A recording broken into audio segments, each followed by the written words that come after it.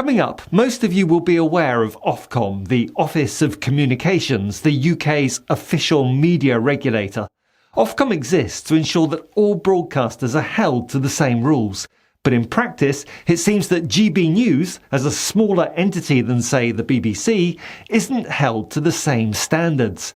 In this video, I want to rip open the cosy little alliance between GB News, Nigel Farage and the MAGA machine of Donald Trump that takes advantage of Ofcom's ineffectiveness. A UK-based TV channel is acting as the British branch of the machine. If you care about fairness and impartiality in our democracy, and if you're worried about American-style alternative facts and Trumpian misinformation being pumped into the UK via GB News, then stay tuned. GB News launched in 2021 as Britain's news channel. Due to opaque funding and its sympathetic coverage of Russia and Putin, it soon became known as KGB News here in the UK. Under the pretense of impartial news, it markets opinion, grievance and a very clear ideological line. One that I would sum up as Britain's MAGA channel. And the face of GB News is, in most people's minds, a certain Nigel Farage, who, while being a current member of the British Parliament, theoretically dedicated to representing his constituents in Clacton, somehow finds the time to trouser a six-figure salary to be a presenter on the channel 3 nights a week, with full licence to stream his bile and nonsense into British households under the guise of entertainment. Last month, GB News opened its new Washington office so as to be more easily able to toady up to the head of MAGA, the felon, Epstein best buddy and adjudicated rapist-in-chief, Donald Trump. The Guardian described GB News' US expansion as a new way for Trumpian views to reach UK audience. A GB News team is now attached to the White House with a guest list of Trump cabinet members and extreme right-wing MAGA faithful. And information flows both ways, with the new GB News team in the White House pushing Farage's name as Britain's next Prime Minister, whilst constantly rubbishing the UK as a country and slagging off liberal European democracies in general. It's like a conduit between Trump's MAGA and a populist ideology here in Europe and the UK. Current UK polling suggests that GB News is the least trusted of the 5 main news broadcasters in Britain. It is the only one with a negative net trust figure of -15. But before I go on, please take a moment to do the algorithmic stuff for me. Check that you're subscribed, give this video a like, and maybe even share a link to the video on your social media platforms of choice. Thank you very much. Ofcom's impartiality rules state that, apart from in exceptional circumstances, politicians should not act as newsreaders, reporters or interviewers. GB News has repeatedly been found by Ofcom to breach impartiality rules and has been subjected to a 6-figure fine for the specific incident of their interview with Rishi Sunak leading up to last year's general election. Let me just read out this sentence here. Given the seriousness and repeated nature of the breach of these rules, Ofcom has imposed a financial penalty of £100,000 on GB News Limited and also directed the licensee to broadcast a statement of our findings in this case on a date and in a form to be determined by Ofcom. Great, eh? Fantastic news. But then we have GB News is challenging the breach decision by judicial review, which we are defending. Ofcom will not enforce this sanction decision until those proceedings are concluded. Over a year later, the case's final outcome is still contingent on the ongoing legal challenge. Ofcom say the same rules apply to all broadcasters, but enforcement has been weak.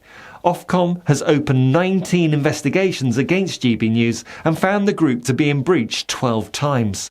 The breaches pile up, yet there has been no landmark sanction actually imposed as yet.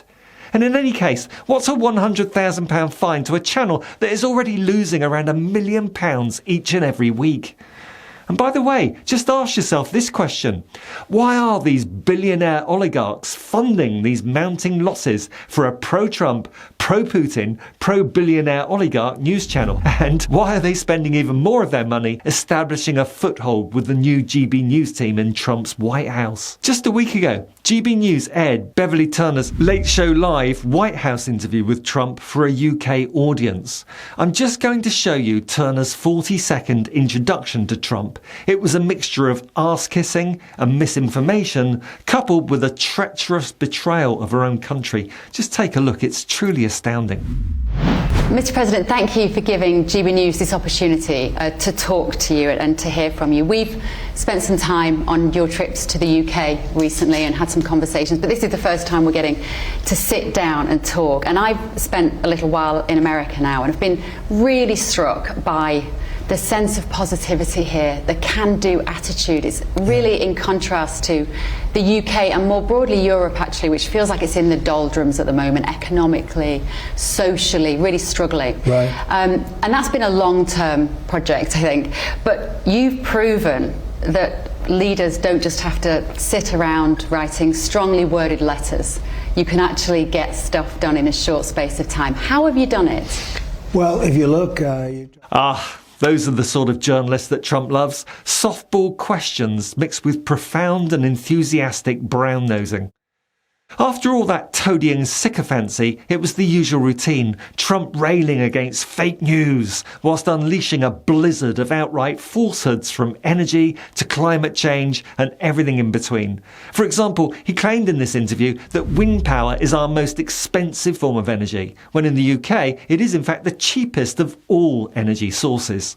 To some people, Trump is a very entertaining clown, but the problem is that this interview was broadcast on GB News as news, and under Ofcom's own rules, news has to be accurate and impartial. Bev Turner didn't challenge a single one of Trump's ridiculous claims, not once in the whole 40 minutes of the interview, which landed the programme in clear breach of Clause 5.2 of the Broadcasting Code, the bit that says major errors in news should be corrected promptly and on air. Instead, the GB News presenter just let the Trump misinformation flow, unfiltered and unchallenged. Remember the days when a journalist's job was to hold the powerful to account, rather than be used as a weapon by the powerful to misinform the general population, i.e. the electorate. This is the greatest menace to democracy. Democracy comes from the Greek words demos, the people, and kratos, power or rule. So at its core, democracy literally means rule by the people, as opposed to rule by the oligarchs. Democratic decisions reflect the collective will. But when the collective will is surreptitiously being shaped by oligarchs through loss-making, biased and agenda-driven so-called news channels like GB News, then the resultant warped democracy just becomes a vehicle for oligarchy. And oligarch-owned GB News is a core part of that process. What started as Make America Great Again is now broadcast into British homes via satellite and broadband, free to air. The messages are the same: nostalgia for a lost and idealised past, fear of foreigners, disdain for expertise, hostility to green energy and climate action, and celebration of grievance and victimhood. It's all emotion-based, and as a result, objective truth and rational thinking both become optional. Study after study shows GB News viewers are more likely to believe false claims, especially about migration and climate change. And that matters, because when facts become malleable, the stage is set for manipulation by the rich and powerful.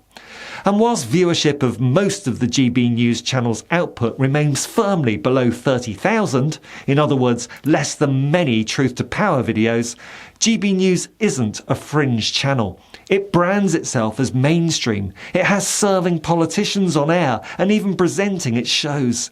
It sits alongside BBC, Sky, ITV and Channel 4 on Freeview and Freesat. It's supported and funded by billionaire financiers. So when it acts as a personalised national broadcast vehicle for populist politicians like Farage, it drags down the entire British news broadcasting ecosystem.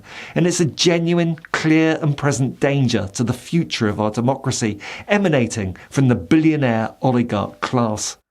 And as further evidence of its insidious effect, although it's the least trusted main news source in the UK, it is simultaneously the most loved according to the polls. The explanation for this seemingly contradictory statement is the Marmite effect. The people that do like it tend to love it. People like Colin Shepherd, for example, a fully paid up member of GB News, whose comment was featured on their website when I was researching this video.